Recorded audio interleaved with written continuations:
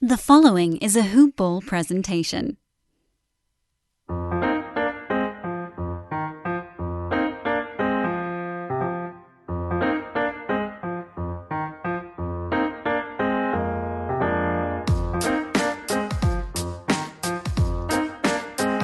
Hoopballers! Welcome back to another episode of Today in Sports Betting. This is being recorded Sunday, July 5th in the evening. I got my main man, Hank Aaron, to do this podcast with me, give us a little insight in the upcoming NBA playoffs. It's going to be a fun one, but before we jump into that, I just want to say that this podcast is brought to you by Manscaped. They are the best in the men's below-the-belt grooming. They obsess over their technology developments to provide you the best tools for your grooming. You know, it's funny. I really wish that they had this when I was in college because, you know, I definitely could have definitely Manscaping was the on the cutting edge there. But that's why Manscaped has redesigned the electric trimmer. The Manscaped engineering team spent 18 months perfecting the greatest hair trimmer ever created and just released the new and improved Lawnmower 3.0. Their third generation trimmer features a cutting-edge ceramic blade to reduce manscaping accidents thanks to Manscaped's advanced skin technology. When I tell you this thing is premium, I mean it is the cream of the crop. The battery lasts up to 90 minutes, so you can take longer to shave. The water-resistant technology allows you to groom in the shower, which is fantastic. I mean, where else are we going to shave, right? One of the coolest features is the LED light, which illuminates grooming areas for a closer and more precise trimming. They've also upgraded to a 7,000 RPM motor with quiet stroke technology. And let's not forget about the charging stand.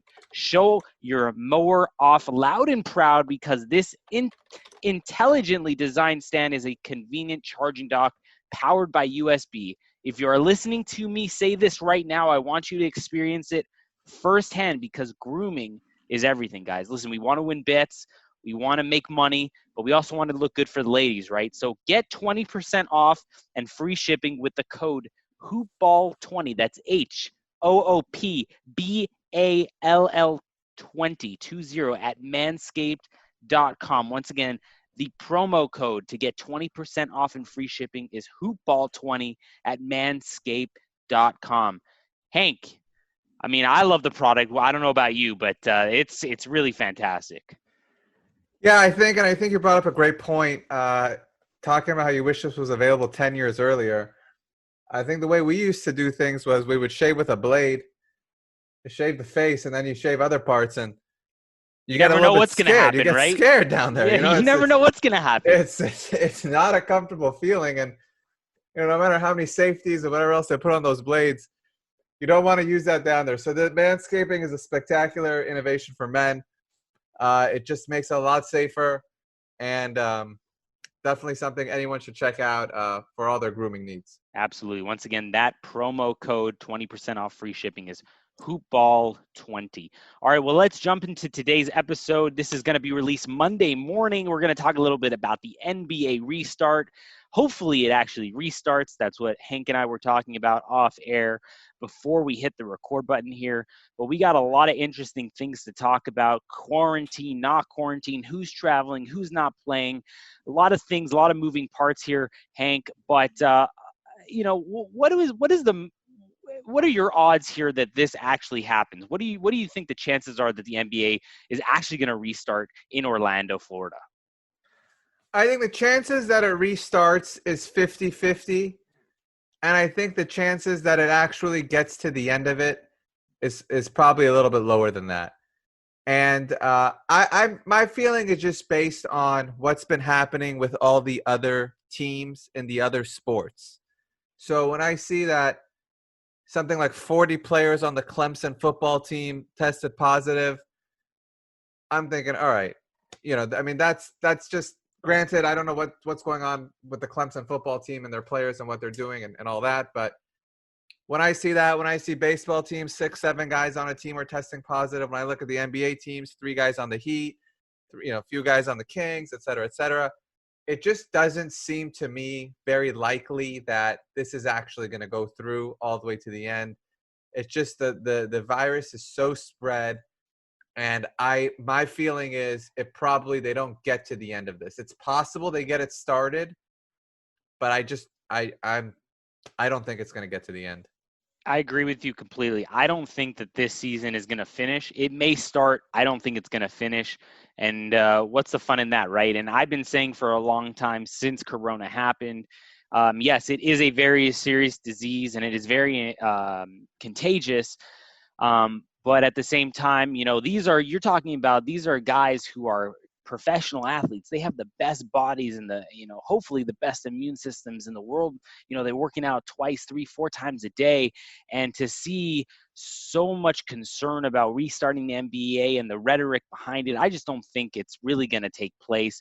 But Hank, I don't know if you saw this today, but the Milwaukee Bucks, they shut down their practice facility. Apparently, they got the results back from the Friday's COVID tests. They're not releasing names or how many, but apparently they had to shut down the practice facility, which obviously does not bode well for this NBA restart. Have you heard about this? Have you heard any more details? I haven't been able to find out exactly what's going on. All I know is that they shut it down. Right. Yeah, exactly. I did hear about that. And I think the interesting thing to me is that when people talk about this restart, some people talk, is there an asterisk on who wins the championship and all that? And when I look at it, there's 3 teams that matter: the Bucks, the Lakers, and the Clippers. And if those teams are healthy and they play their, games and those guys get through it, then I think it's a pretty legitimate title. And I think it would have happened the same way if the season not got shut down. But if you see somebody like Giannis go out, what's the point? Why have a season? Why have a championship when it's not going to be legitimate? It's not going to be something that anyone's interested in watching, and it's not something that people would even feel good about winning at the end of it. So when it happens to the Bucks, especially if it happens with their best player, I think you got to be concerned. And it just doesn't seem to me. I think when the NBA planned it, it made sense, and I think it was the right thing for them to do to try to get it restarted for basically every reason, whether it's financial, social, psychological, all the reasons. I think they were in the right place to try to get this thing going. But as other team sports have reported and players have reported, and we've seen just how high these positive tests are, and the fact that NBA players are close, there's going to be no distancing. There's no way to play these games in a way that's going to prevent the virus from spreading. It just doesn't seem likely to me that this thing is going to go through. Okay, but let's play hypothetical here for a second. We got some odds here just in case the season does go through. You talking about the top 3 teams here: Lakers, Bucks, Clippers. Lakers plus 185 according to mybookie.ag. Milwaukee plus 275, and the Clippers 3-1 to win the championship. And then the fourth is a distant 14-1 in the Boston Celtics. So if the season actually did happen, everybody played: LeBron, Giannis, Kawhi, Paul George, the whole thing, the whole kit and caboodle. We got what we wanted. We're eating popcorn. We're drinking wine. We're having a good time betting on these games. Who are you picking out of the top 3, 4, or 5? Maybe there's a long shot in there that you like. Who are you picking to win the NBA championship if considering all being equal and everybody's playing? Everyone's healthy. Everyone's playing. I like the Clippers at 3-1. Interesting. I'm going to have to lean Clippers as well. I just think that they're well coached. I think that they have a full team, and I think that they're fantastic on both sides of the ball. So I'm gonna agree with you here. You're a much smarter guy than I am. We've grown up together. We know each other a long time. Went to college together. So I'm gonna stay on your side here, and I'm just gonna follow your lead here, even though I was leaning towards it. You're giving these guys the wrong impression listening to the show. They don't know what we were doing in college. You make it sound like I was studying. Well, you were doing something right. Even though we were having a little too much fun, you were still doing something right. So we can admit that. People think we were studying now. Well, we had a good time, that's for sure. And I guess that's why we're in the position we are, talking about being degenerates and betting on some games here. Yeah, this is what happens. Yeah, exactly. This is what happens when you follow our lead in life. Couple games I want to talk about here. We got some games and some lines that are on the board. We know that Oladipo is not going to be with the Pacers. We know DeAndre Jordan is not going to be there. We know Avery Bradley is not going to be there. Bertans is not going to be there. And a couple other guys. Those are probably the most notable. And like you said, it probably doesn't matter unless they're on the top 3 teams to begin with. But I just want to take us to a couple lines that are up here on the board, just because we haven't talked about basketball betting in such a long time and lines and whatnot. I just want to take us to July 30th, the first game on the board here.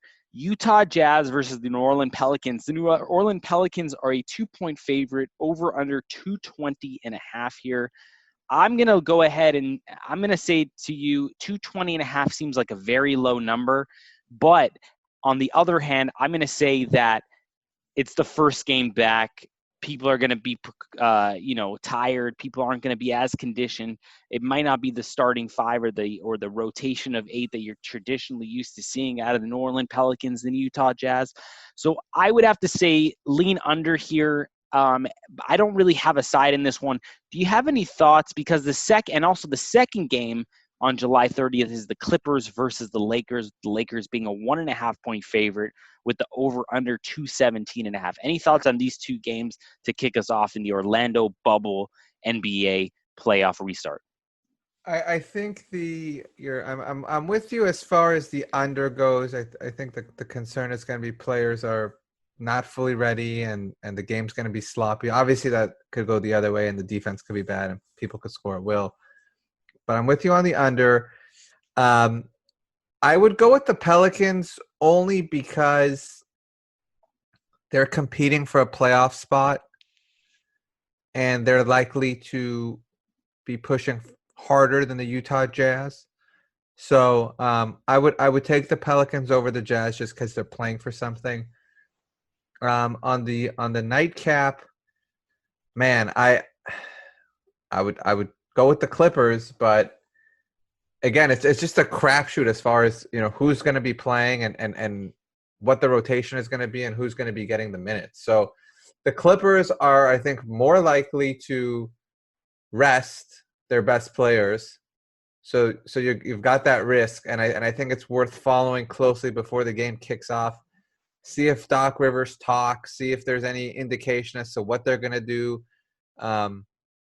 The Clippers had been resting their players all season long, and I would imagine that the original plan was to get them playing together and get them on the same page at the end of the season. Obviously, that never occurred, so I don't know if they're going to want their rotation guys playing together for a lot of minutes to try to get them ready for the playoffs. But I'd probably go with the Lakers and the Pelicans, and in both cases, I'm not going based on players or teams. I'm going more on situations and who my players I expect to actually play. Absolutely. And a thing that I like doing here in these two games, especially in the beginning of the restart, if it actually takes place in Orlando, is I would probably watch the first quarter, see how the game's going, and try to find a live line that I'm comfortable with, whether or not, whichever side you choose, right? I would try to kind of scope out the game the first 8 to 10 minutes of the game and then decide what's the pace, what are they doing here, what's the strategy, who's resting, who's not, who looks like they're not going to play that many minutes, and then kind of fire that way. If the Lakers take a big lead, maybe take the Clippers +8. If the Clippers take a big lead, maybe you can kind of take the Lakers on the other side of it. If the pace is fast, maybe it's going to slow down, and vice versa, right? So I think the live betting strategy is more of a sound strategy going into this new restart. As we all know, Bundesliga and the Premier League, they've also just restarted. And a lot of these games have taken some time for the players to really build up their conditioning, get into the groove of the game. But now that it's a few weeks in, people are really starting to play, kind of in the same form that they were before. So maybe it's going to be kind of something similar. I don't know, just throwing it out there. But that might be a good strategy to look for. Yeah, I think that's right. Live betting, seeing what's going on, and getting a feel for it, because it's uncharted territory. So there's no way to do any kind of analysis as to what's happened in the past in these kind of circumstances. Absolutely. Now, I want to pick your brain for a second. Now, let's throw out the top 3 teams. Let's throw them out of the equation. Is there any team that you like that's a dark horse long shot in this restart? We got the Celtics at 14-1, Raptors 18-1, Rockets 12-1, Nuggets 22-1, 76ers 22-1, Heat 40-1, Mavericks 30, Jazz 50, and so on and so forth. Blazers at 70-1, and then it kind of rounds out the bottom with the Suns at 200-1, Kings 250-1. Any team that maybe you would take a shot on, throw some pizza money, maybe buy a slice of pizza with them, take a shot, see if they can get in there, sneak in there, make a deep run, and then kind of hedge out your position later in the restart. Well, I think actually the longer odds this year, it's probably the best time to go for it, because it's entirely possible that in the middle of the playoffs, the Bucks, I'm thinking more, on the East here, but if the Bucks lose Giannis or they lose one other guy, whether it's Bledsoe or Middleton or whomever, a deeper team like the Celtics or Raptors could easily take them. And I think that those kind of, I think the Celtics, frankly, are a great team, even at 14-1.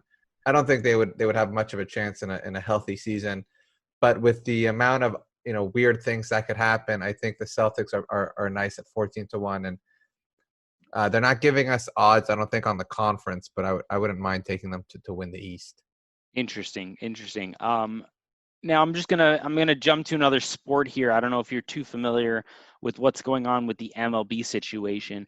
I'm not too familiar in terms of who's playing and who's not. I have been following it sort of. I've been more focused on KBO, Korean baseball, right now in terms of betting every night. But I just want to know, what are your thoughts? Not necessarily on a team or odds or season or anything like that, or pennant races. I want to know your thoughts. Are we having an MLB season or not? I think we are. I think MLB is a little bit better positioned than NBA is. There's kind of an old joke that Major League Baseball is a individual sport masquerading as a team sport. And again, I mean, I know they're in the clubhouses, I know they're close to each other, but I don't see MLB with the kind of risk that NBA has. And I think they will probably play. And I don't think the shortened season really changes much for anyone. I think the top teams would have been the top teams in the full season. I think the most high-profile player to opt out so far has been David Price, and the bookmakers did not adjust the Dodgers' odds at all. So that literally did not move the line. I think that, Dodgers, Yankees, those are the teams to beat this year. And I think we will have a Major League Baseball season. I think the Astros are pissed off, and they may be a good team to bet on too. Yeah, no, that's you make a really good point. I don't think that it really makes too much of a difference for the Dodgers here. They have such a great rotation that that's why the bookmakers didn't really adjust the number once David Price opted out of the season. They got so many big studs in that rotation that it's not going to make too much of a difference to their long-term success over this 60 some odd game season. So I definitely agree with them, and I agree with you here. They are the short odd favorite to win the World Series right now at 3.25-1 plus 325. Yankees right behind them at 4-1. And then it rounds out with the Astros, Braves, Twins, and Cardinals. But yeah, I just wanted to pick your brain here. I'm a big hockey guy. I know you don't really come on the pod here too often on the sports betting pod. You run another hoopball pod, so shout out to that. But I'm a big Daily hockey guy. box score breakdown, baby. Absolutely. Daily box score breakdown, which we haven't had to listen to in a while just because there hasn't really been much, obviously. But I'm a big hockey guy, and they keep talking about hub cities and this, and we're going to get restarted. Still haven't quite figured out what's happening with the NHL. Hopefully that goes. I feel like that's a sport that could be fine in terms of its restart and finishing of the season, just because everyone's in masks already, basically with their visors and their gloves, and not really too close. I mean, you are a little bit, but in terms of like basketball, you're really skin to skin, sweat to sweat, mouth to mouth. You know what I mean? Right. And that brings me to my next point. Who knows? I mean, I don't think there's going to be a football season this year. That's just my personal opinion. What are your thoughts there on the NFL? NFL may only be saved by the timing of it and the fact that they have a few more months. They may be able to delay the start of the season. They'll probably cancel the entire preseason, maybe one game. They may have to shorten the season by a couple of games. But I think NFL's at 50-50 right now. I'll agree with that as well.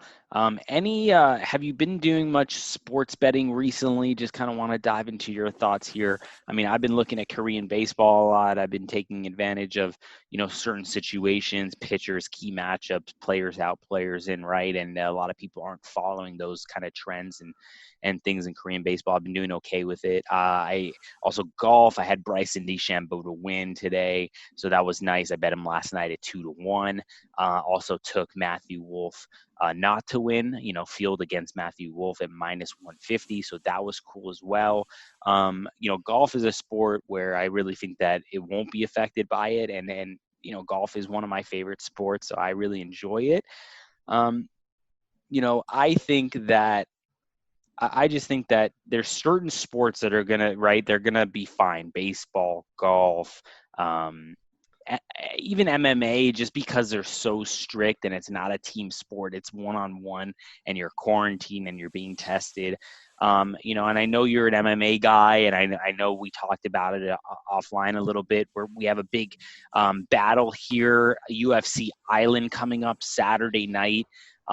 Any kind of fights that you're looking towards, that you're looking forward to, any kind of one-on-one matchups here that you kind of like as a short dog, a long dog, or kind of a big favorite here? Anything that sticks out to you coming up Saturday night at Fight Island? So I love, not from a betting perspective, but just as a fan, I love the new main event. I love that they got Jorge Masvidal in, and they replaced Burns. Burns went out due to COVID, so obviously I'm not happy or pleased in any way that he got COVID. So that's unfortunate. But I love that they got Masvidal in there. I love this fight. This is the fight that I think all UFC fans wanted in the first place. There was a money dispute between Masvidal, and UFC. Looks like they probably paid him off and got this thing going. I think this is a much bigger main event than what they had a couple of days ago. And I also like the odds. I like Usman to win this fight, -220. He's a favorite, but not too overwhelming. He's the superior wrestler, and I think he will be able to make Masvidal uncomfortable, keep him up against the cage, keep him on the ground, not allow him to, strike. And he's not going to stand up there and throw with him like Nate Diaz did. He's certainly not going to run into his knee like Askren did. So I think Usman will win the fight, probably be a grueling fight, but I like him as a favorite in this -220. Nice. And I'm going to go opposite here from you. I haven't had too much success with the UFC. I've just gone into it as COVID, obviously, and the quarantine and the shutdowns happen. It's really gotten me into UFC. I actually really enjoy the sport now more than ever. I was never a fan, really, but now I'm pretty excited every weekend or every other weekend when the MMA fights, and I'm starting to learn the players and the different strategies that each has against their opponent and why they're, might have an advantage. But in this specific situation, I'm going to go ahead and take Masvidal at plus 180 on the money line. Maybe we can throw a little 6-pack of beers on it. If Masvidal wins, you can send me a 6-pack or 12-pack of Miller High Life, because that's the champagne of beers, and we all know that if you're winning a title or you're the main event on the card, you got to drink champagne, right? So, Hank, are you up for that? I'm down, and I forgot what beer it was. I don't know if it was Bud Light. I don't know. I mean, I'll tell you this. I know that the UFC's former owners owned a beer company, and that was a UFC sponsor. I don't know if this was the issue. I just know one time Brock Lesnar won a fight and then said he was going to go drink a different beer. I think it was Bud Light than what the sponsor was, and I know he got in trouble for it. So let me find out which beer that was. We'll make that the bet, and I'm down for that. All right. Well, you heard it here first, guys. I got Masvidal. Hank's got Usman at minus 220. I guess if I win, I get 12, and if you win, you get 6 beers. I'll take 6. I'll also take a 40. You also take a 4. Well, back in college, we were used to drinking 240s taped around our hands during fraternity season. So we're used to it. We can handle it. Maybe I'll take 2 and you can take 1 based on the line movement here and the money line. But it'll be a fun fight regardless of who wins. I'm looking forward to it. And yeah, man, like I said, I've really gotten into UFC lately, and I'm really excited for this card and going to dive deeper into the other matches, not just the main event, but I'm going to dive deep more into these other matches on this card later this week. It's a little early. So maybe I'll do another podcast and talk about my favorite picks of the week. But like I said, UFC hasn't been the kindest towards me in terms of sports betting, just because I've been focusing all my energy on KBO, the restart of Bundesliga, and Premier League and the golf. So we'll see how that goes. And you're on, man. You're on. Hank, before we go, any other comments? Any other questions for me? Any other thoughts regarding sports betting in general, or the restarts that are upcoming? So on mybookie.ag, what is the promo code that we've got, by the way? Man, it's been a while. I think they may have given us a new one. The old one, I think, was today, TODAY. I think that was. So we'll find out the promo code so you get a 50% bonus. But they've got another fight here, which is not a fight that's been planned. It's just it's under Conor McGregor specials. Okay, and there's only one fight. Let me click on it. Okay, yeah. All right. McGregor Pacquiao. Yeah, Conor McGregor versus Manny Pacquiao. Now, this fight is probably not going to happen. Okay, so no one should get their hopes up. It's got to happen by the end of 2020 in order for the bet to go through. It's probably not going to happen, but if it happens, you got Manny Pacquiao, maybe the second best boxer of the last 15 years, against Conor McGregor. And again, Pacquiao's past his prime. I'm not debating that. But you got probably the second best boxer of the last 15 years fighting against somebody who's going to be in a second professional boxing fight. And you got Pacquiao minus 250. I mean, that is an insane line. Are you saying it's free money there at minus 250? Free money. Listen, I don't think this match is going to happen. It's not going to happen. Let's put it this way. We're both pretty intelligent guys. I'm gonna lean no minus 200 here on this fight going off. Yeah, I don't think this fight is going to happen, and it's not like if it doesn't happen you lose your money. They'll refund your money. So that's not I mean, you may want to confirm with my bookie, but I believe that's no. It says the wager cutoff is December 31st, 11 a.m. 2020. So it has to happen by then. So you'll get refunded if it doesn't happen. I mean, because look, we're already in July. So this fight probably doesn't happen. But if somehow it does happen, because would be a nice money grab for both of these fighters. I mean, you're getting Manny I thought Floyd Mayweather, when he fought McGregor, it was minus 500. That was free money. I thought that line was completely ridiculous. And I remember they were talking to a handicapper at that time, and they're like, oh yeah, we opened this line at minus 50, whatever 50, whatever it is, minus 50 to 1. What, I don't know, minus 50,000, whatever it is. And they're like, all the action was coming in on McGregor, so we had to make it. This was minus 5,000, so we had to make it minus 500. We had to bring it down, and eventually came down to minus 500 before we got action on Mayweather. And you get a minus 500. Conor McGregor is not a boxer. MMA is not boxing. MMA fighters box. They throw punches, but it's not the same sport. And to get somebody that has almost no experience boxing, fighting against one of the best boxers of the last 15, 20 years, that minus 250 line is fantastic. Again, it's probably not going to happen as a fight, but if you've got money in your account, I would lay it down there.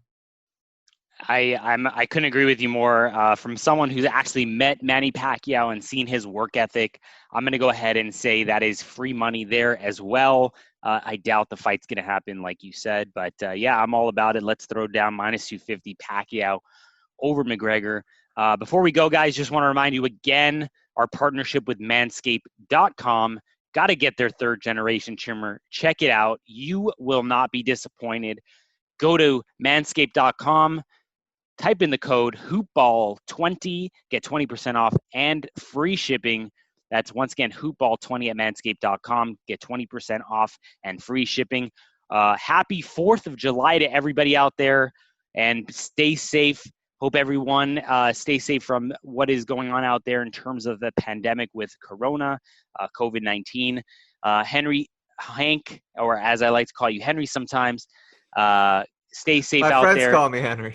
Yeah, so it's a little weird calling you Hank on air, I'm not going to lie. But it's something I've had to kind of I've had to stop saying throughout the show. But Hank, stay safe out there, man. Happy 4th. I'm glad you had the time to join me here. It would have been way worse if I had to talk by myself about this.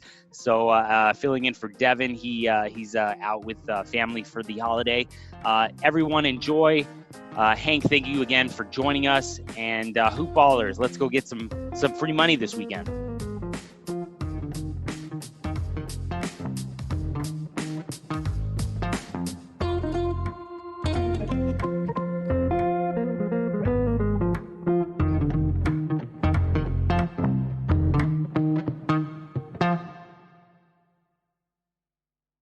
This has been a Hoopball presentation.